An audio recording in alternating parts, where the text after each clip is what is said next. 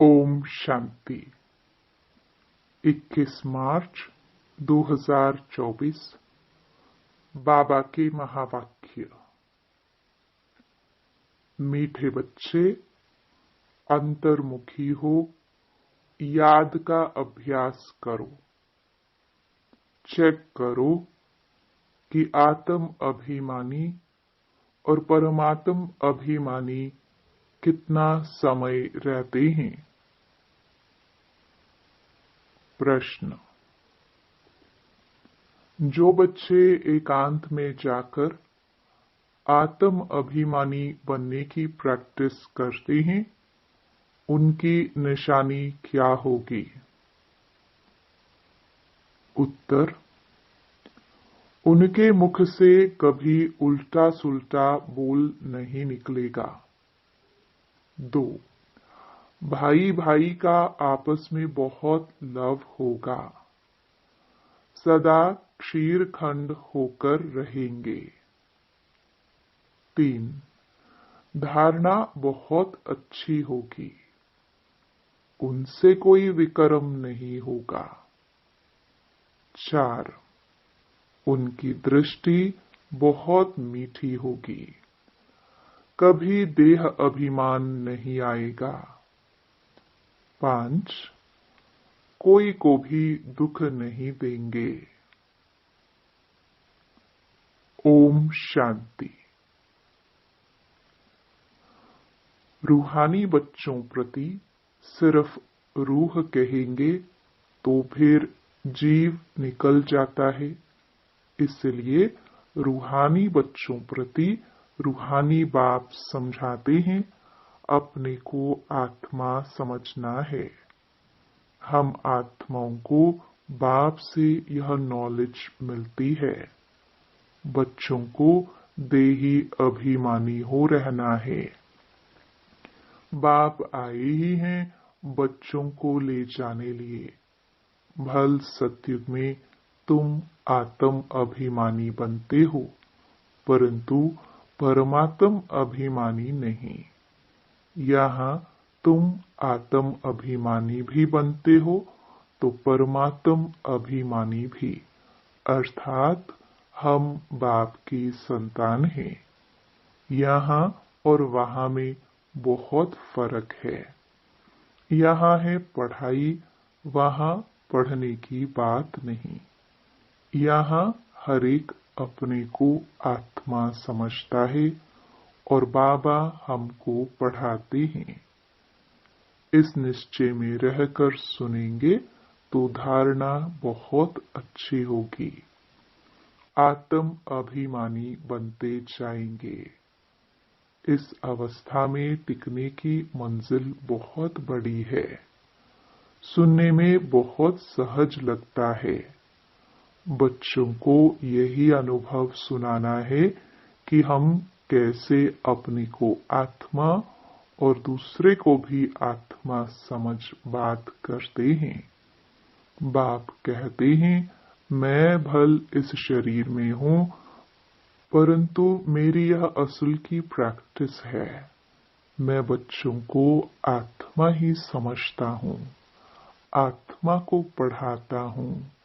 भक्ति मार्ग में भी आत्मा पाठ बजाती आई है।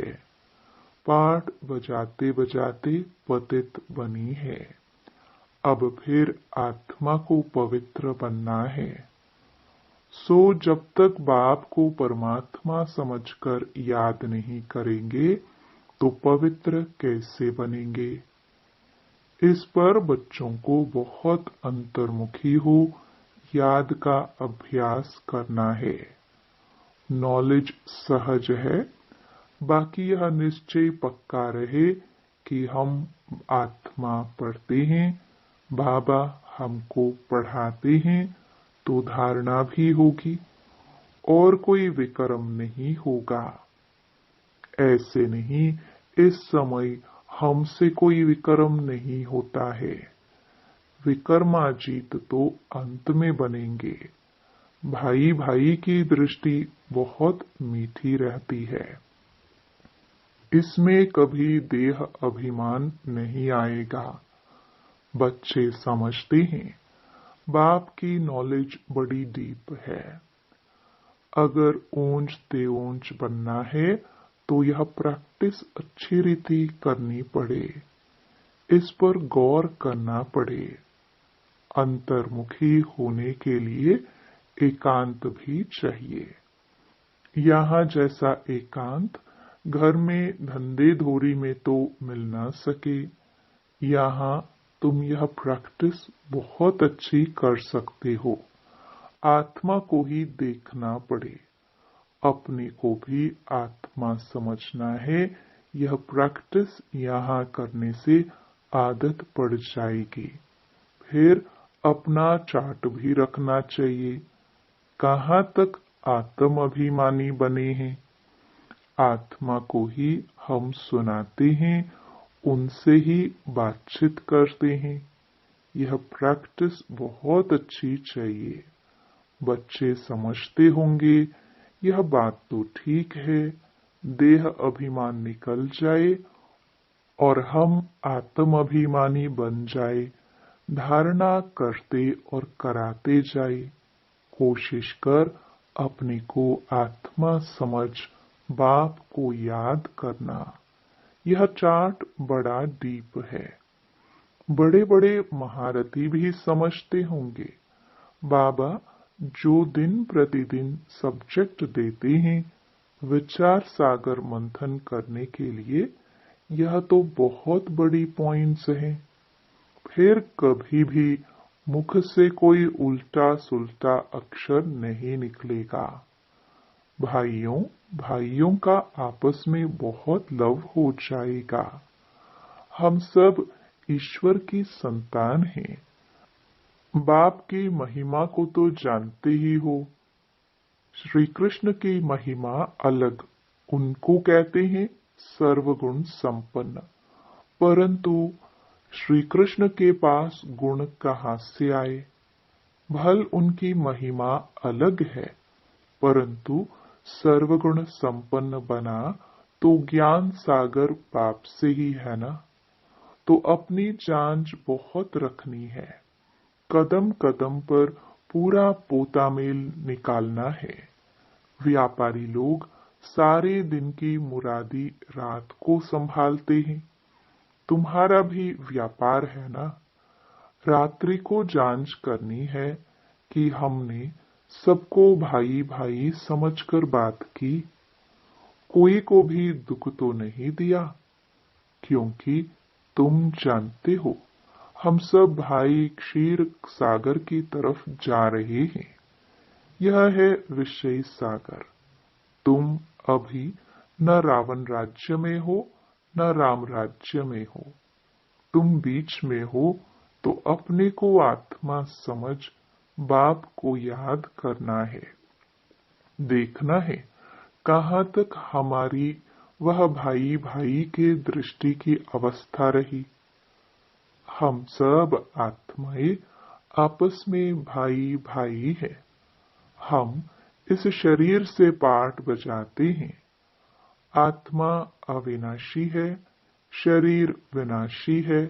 हमने 84 जन्मों का पाठ बजाया है।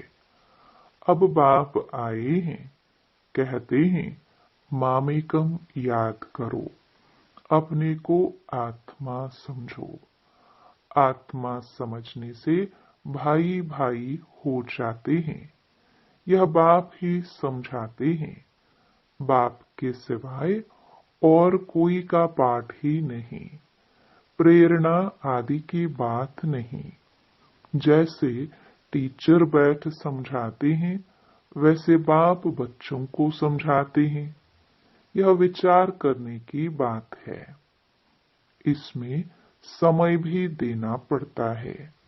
बाप ने धंधा आदि करने के लिए तो कह दिया है, लेकिन याद की यात्रा भी जरूरी है। उसके लिए भी टाइम निकालना चाहिए। सर्विस भी सबकी भिन्न भिन्न है। कोई बहुत टाइम निकाल सकते हैं। मैगजीन में भी युक्ति से लिखना है कि यहाँ ऐसे बाप को याद करना होता है। एक दो को भाई भाई समझना होता है। बाप आकर सभी आत्माओं को पढ़ाते हैं। आत्मा में देवी गुणों के संस्कार अभी भरने हैं। मनुष्य पूछते हैं, भारत का प्राचीन युग क्या है? तुम समझा सकते हो, परंतु तुम अभी बहुत थोड़े हो। तुम्हारा नाम निकला नहीं है। ईश्वर योग सिखलाते हैं। जरूर उनके बच्चे भी होंगे, वह भी जानते होंगे, यह किसको भी पता नहीं है। निराकार बाप कैसे आकर पढ़ाते हैं, वह खुद ही समझाते हैं। मैं कल्प कल्प संगम युग पर आकर खुद बताता हूँ कि मैं ऐसे आता हूँ। किसके तन में आता हूँ, इसमें मूंझने की बात नहीं। यह बना बनाया ड्रामा है। एक में ही आता हूँ। प्रजापिता ब्रह्मा द्वारा स्थापना। वह मुरब्बी बच्चा पहले पहले बनते हैं। आदि सनातन देवी देवता धर्म स्थापन करते हैं, फिर वही पहले नंबर में आते हैं। इस चित्र पर समझानी बहुत अच्छी है।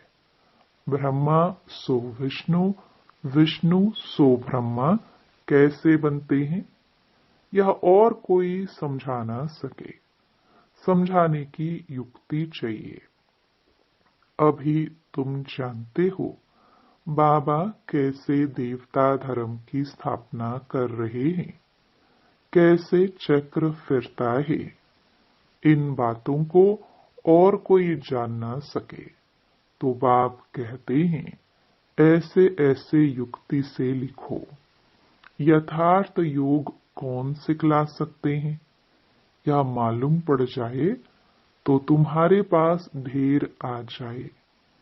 इतने बड़े आश्रम जो हैं, सब हिलने लग पड़ेंगे। यह पिछाड़ी को होना है। फिर वंडर खाएंगे कि इतनी सब संस्थाएं भक्ति मार्ग की हैं, ज्ञान मार्ग की एक भी नहीं। तब ही तुम्हारी विजयी होगी। यह भी तुम जानते हो, हर 5000 वर्ष के बाद बाप आते हैं। बाप द्वारा तुम सीख रहे हो, औरों को सिखलाते हो, कैसे किसको लिखत में समझाना है। यह सब कल्प कल्प युक्तियां निकलती हैं, जो बहुतों को पता पड़ जाता है। सिवाय बाप के एक धर्म की स्थापना कोई कर नहीं सकता। तुम जानते हो, उस तरफ है रावण, इस तरफ है राम। रावण पर तुम जीत पाते हो। वह सब हैं रावण संप्रदाय। तुम ईश्वरीय संप्रदाय बहुत थोड़े हो। भक्ति का कितना शो है। जहां जहां पानी है वहां मेला लगता है। कितना खर्चा करते हैं, कितने डूबते मरते हैं। यहाँ तो ऐसी बात नहीं। फिर भी बाप कहते हैं, आश्चर्यवत मेरे को पहचानती, सुनंती, सुनावंती, पवित्र रहवंती, फिर भी अहो माया तेरे द्वारा हार खावंती। कल्प कल्प ऐसे होता है। हार खावंती भी होते हैं। माया के साथ युद्ध है, माया का भी प्रभाव है। भक्ति को तो हिलना ही है। आधा कल्प तुम प्रारब्ध भोगते हो, फिर रावण राज्य से भक्ति शुरू होती है। उनकी निशानियां भी कायम है। विकार में जाते हैं, फिर देवता तो रहे नहीं। कैसे विकारी बनते हैं, यह दुनिया में कोई जानते नहीं। शास्त्रों में लिख दिया है, वाम मार्ग में गए। कब गए यह नहीं समझते हैं। यह सब बातें अच्छी रीति समझने और समझाने की हैं। यह भी तुम समझे जब निश्चय बुद्धि हो, उनकी कशिश होगी, कहेंगे ऐसे बाप से हमको मिलाओ। परंतु पहले देखो, घर जाने के बाद वह नशा रहता है, निश्चय बुद्धि रहते हैं। भल याद सतावे, चिट्ठी लिखते रहे, आप हमारे सच्चे बाबा हो। आपसे ऊंचा वर्षा मिलता है। आपसे मिलने बगैर हम रह नहीं सकते। सगाई के बाद मिलना होता है, सगाई के बाद तड़फते हैं।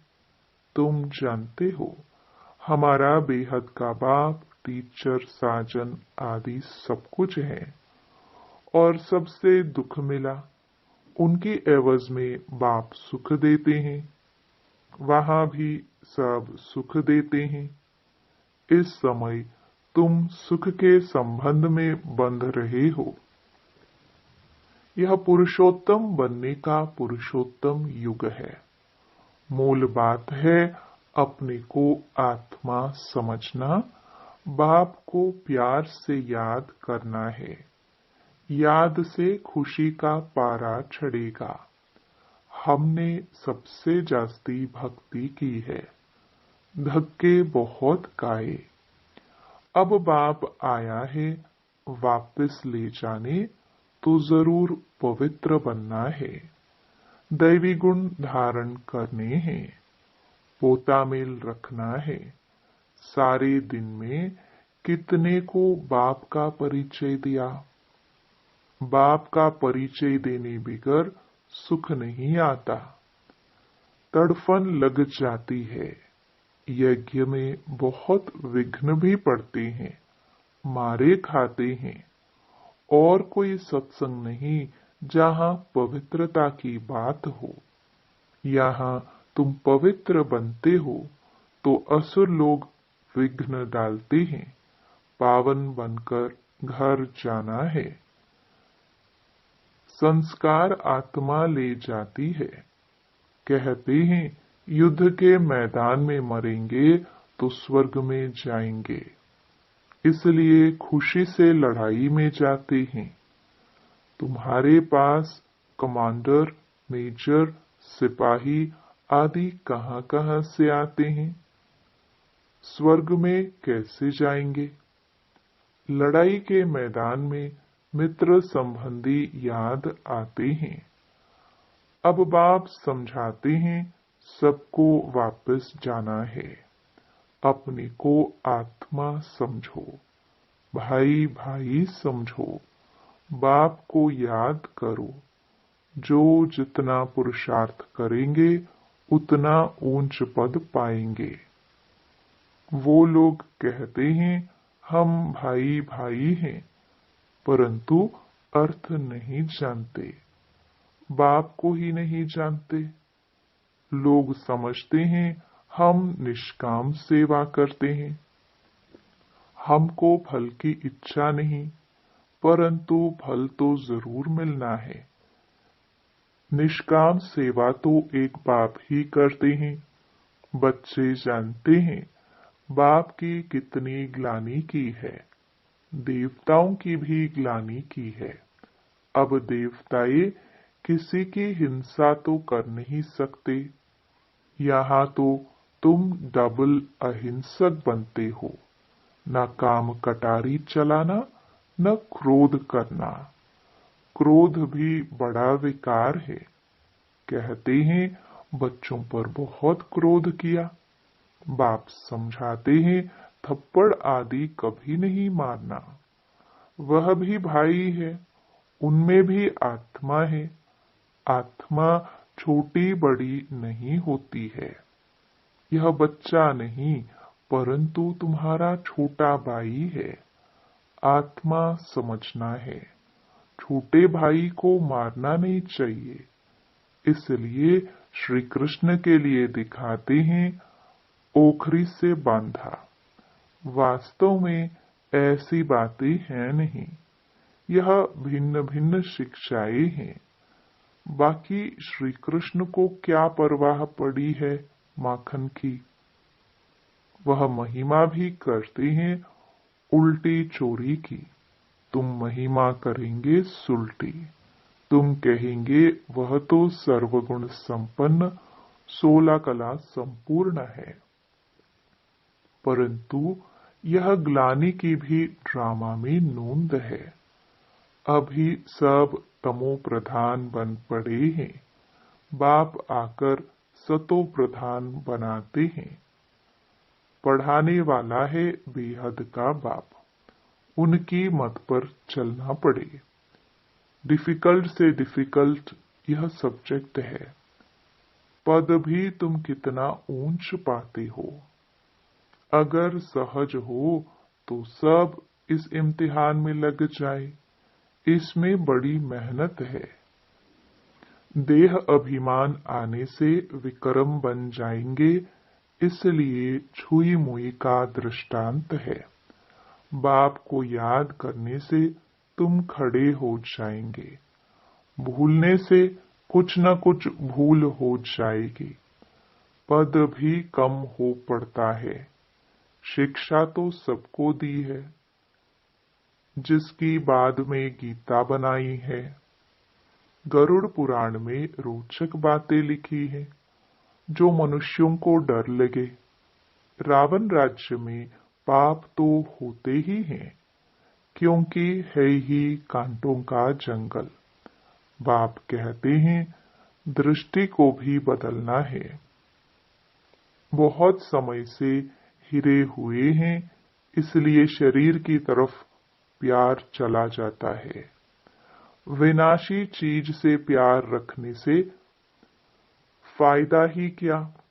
अविनाशी से प्यार रखने में अविनाशी बन जाता है। बच्चों को यही डायरेक्शन है। उठते बैठते चलते फिरते बाप को याद करो। अच्छा, मीठे मीठे सिखिलदे बच्चों प्रति मात पिता बाप दादा का याद प्यार और गुड मॉर्निंग। रूहानी बाप की रूहानी बच्चों को नमस्ते। धारणा के लिए मुख्य सार। पहला, शरीर विनाशी है, उससे प्यार निकाल अविनाशी आत्मा से प्यार करना है। अविनाशी बाप को याद करना है। आत्मा भाई भाई है, हम भाई से बात करते हैं, यह अभ्यास करना है। दूसरा, विचार सागर मंथन कर अपनी ऐसी अवस्था बनानी है जो मुख से कभी कोई उल्टा सुल्टा बोल न निकले।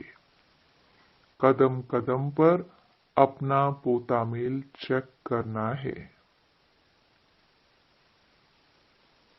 वरदान, निमित्त और निर्माण भाव से सेवा करने वाले श्रेष्ठ सफलता मूर्त भव। सेवाधारी अर्थात सदा बाप समान निमित्त बनने और निर्माण रहने वाले। निर्माणता ही श्रेष्ठ सफलता का साधन है। किसी भी सेवा में सफलता प्राप्त करने के लिए नम्रता भाव और निमित्त भाव धारण करो। इससे सेवा में सदा मौज का अनुभव करेंगे। सेवा में कभी थकावट नहीं होगी। कोई भी सेवा मिले, लेकिन इन दो विशेषताओं से सफलता को पाते सफलता स्वरूप बन जाएंगे। स्लोगन। सेकंड में विदेही बनने का अभ्यास हो तो सूर्यवंशी में आ जाएंगे।